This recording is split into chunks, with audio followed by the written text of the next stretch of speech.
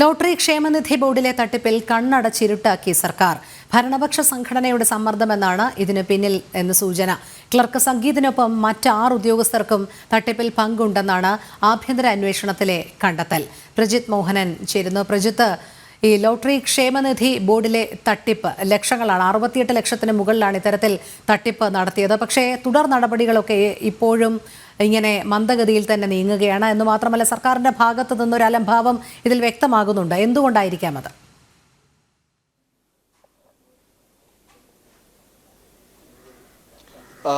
ഈ ലക്ഷങ്ങളിൽ നിന്ന് കോടികളിലേക്ക് ഈ തട്ടിപ്പ് മാറിയിട്ടുണ്ട്. ഇപ്പോൾ ഈ തട്ടിപ്പുമായി ബന്ധപ്പെട്ട് KS ഉദ്യോഗസ്ഥനും ജില്ലാ ലോട്ടറി ഓഫീസറുമായിട്ടുള്ള വൈ മുഹമ്മദ് റിജാം KS സമർപ്പിച്ച അന്വേഷണ റിപ്പോർട്ടിന്റെ കൂടുതൽ വിവരങ്ങളാണ് പുറത്തു വരുന്നത്. ഇതിൽ ഏറ്റവും പ്രധാനപ്പെട്ട കാര്യം എന്ന് പറയുന്നത്, ഈ ക്ലർക്കായിട്ടുള്ള K സംഗീതിനൊപ്പം തന്നെ ലോട്ടറി വകുപ്പിലെ മറ്റ് 6 ഉദ്യോഗസ്ഥർ കൂടി, അന്നത്തെ junior superintendent, state welfare officer തുടങ്ങി 6 ഉദ്യോഗസ്ഥർക്കെതിരെ കണ്ടെത്തലുകളുമായിട്ടാണ് ഈ അന്വേഷണ റിപ്പോർട്ട് സമർപ്പിച്ചിരിക്കുന്നത്.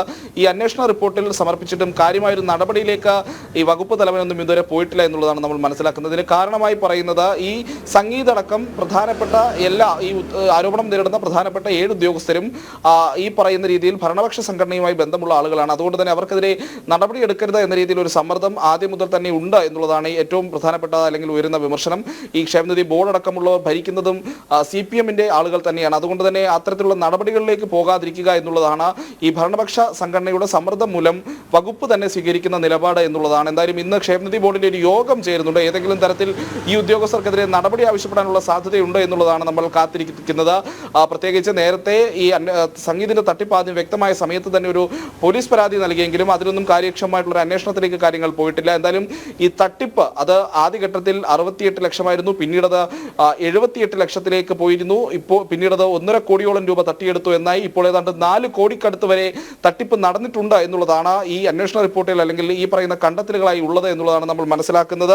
വരും ദിവസങ്ങളിൽ തന്നെ ഇത് സംബന്ധിച്ച കൂടുതൽ വിവരങ്ങൾ പുറത്തു വരും. ഇതിൽ ഏറ്റവും ശ്രദ്ധേയമായ കാര്യം, ഒരു ക്ലർക്ക് തട്ടിപ്പ് നടത്തുന്നതിനപ്പുറത്തേക്ക് അന്ന് ലോട്ടറി ക്ഷേമനിധി ബോർഡിൽ ഉണ്ടായിരുന്ന ഉന്നത ഉദ്യോഗസ്ഥർ വരെ ഈ തട്ടിപ്പിന്റെ ഭാഗമായിരുന്നു എന്നുള്ളതാണ്. അവരിൽ ഒരാൾ മാത്രം വിരമിച്ചു, ബാക്കി എല്ലാ ഉദ്യോഗസ്ഥരും ഇപ്പോഴും സർവീസിൽ തുടരുന്നവരാണ്. അപ്പോൾ ഇവർക്കെതിരെ ഏതെങ്കിലും തരത്തിലുള്ള വകുപ്പുതല നടപടികളടക്കം ഉണ്ടാകുമോ എന്നുള്ളതാണ് നമ്മൾ കാത്തിരുന്ന് കാണേണ്ടത്. ഇതിൽ പുറത്തു വന്നിരിക്കുന്നത്, ഈ തട്ടിപ്പിന്റെ ഒരു പ്രധാന വിഷയം എന്ന് പറയുന്നത്, ഇതൊരു മഞ്ഞുമലയുടെ ഒരു അറ്റം മാത്രമാണ് പുറത്തു വന്നിരിക്കുന്നത് എന്നുള്ളതാണ് ഈ ഉദ്യോഗസ്ഥരൊക്കെ പറയുന്നത്. നടന്നിട്ടുള്ളത് കാലാകാലങ്ങളിലായി നടന്നിട്ടുള്ള വലിയ തട്ടിപ്പാണ്. അത് ലോട്ടറി ക്ഷേമനിധി ബോർഡിലിരിക്കുമ്പോഴും അതിനുശേഷവും ഈ ഉദ്യോഗസ്ഥർ ഇങ്ങനെ തട്ടിപ്പ് നടത്തിയിട്ടുണ്ട് എന്നുള്ളതാണ് ഇപ്പോൾ നടക്കുന്ന പരിശോധനകളിലും അന്വേഷണത്തിലും ഒക്കെ കണ്ടെത്തിയിട്ടുള്ളത്. ഈ വിജിലൻസ് പരിശോധനയും കൃത്യമായി മുന്നോട്ട് പോകുന്നു. പ്രാഥമിക പരിശോധനയ്ക്ക് അപ്പുറത്തേക്ക് കൂടുതൽ വിശദമായ അന്വേഷണത്തിലേക്ക് കടക്കുക എന്നുള്ളതാണ്. എന്തായാലും ആഭ്യന്തര അന്വേഷണ സമിതിയുടെ റിപ്പോർട്ട് വന്നിരിക്കുന്നു. ഈ റിപ്പോർട്ടിൽ ഈ ഉദ്യോഗസ്ഥരിൽ നിന്ന് വിശദീകരണം ചോദിക്കണമെന്നും നടപടി സ്വീകരിക്കണമെന്നും നഷ്ടമായ തുക ഇവരിൽ നിന്ന് പിടിച്ചെടുക്കണമെന്നും ഒക്കെയുള്ള നിർദ്ദേശങ്ങളുണ്ട്.